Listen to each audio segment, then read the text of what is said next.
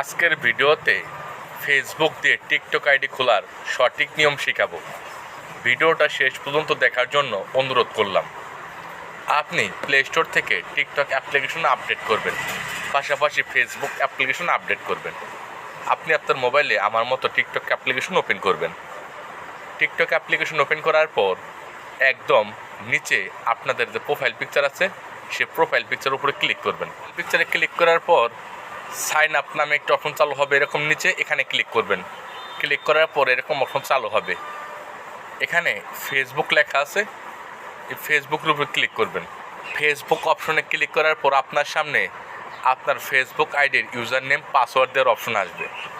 দেওয়ার সাথে সাথে আপনার সামনে এরকম অপশন চালু হবে, এখানে ফার্স্টে লেখা থাকবে name, user name, bio, link, category, আরও কিছু লেখা থাকবে। আপনি প্রথমে যে ফেসবুক প্রোফাইল পিকচার আছে সে প্রোফাইল পিকচারটা এখানে আপলোড করবেন। তারপরে ফেসবুকের যে নাম আছে ওই নাম দিবেন, ফেসবুকের যে ইউজার নেম আছে সেই ইউজার নেম দিবেন, ফেসবুকের লিঙ্ক আছে সেই ফেসবুকের লিঙ্ক কপি করবেন। কপি করার পর এখানে আপনি টিকটক আইডিতে কী কী বিষয়ে ভিডিও আপলোড করবেন ওরকম একটি লেখা লিখবেন আমার মতো। লেখা লেখার পর নিচে আরও লিঙ্ক দিয়ে আছে, লিঙ্ক দিবেন। তারপরে ক্যাটাগরি আছে, ক্যাটাগরিতে আসবেন। আপনি যে ক্যাটাগরি অনুযায়ী ভিডিও আপলোড করবেন সে ক্যাটাগরি দিবেন। সবচেয়ে ভালো হয় পার্সোনাল ব্লগ। দেওয়ার সাথে সাথে আপনার মোবাইলটি 10 মিনিট ধরে বন্ধ করবেন, 10 মিনিট পর চালু করবেন। দেখতে পারবেন ফেসবুক দিয়ে খুব সহজে টিকটক আইডি খোলা হয়ে যাবে। আশা করি আজকে ছোট্ট ভিডিও দেখে খুব সহজে শিখে গেছেন।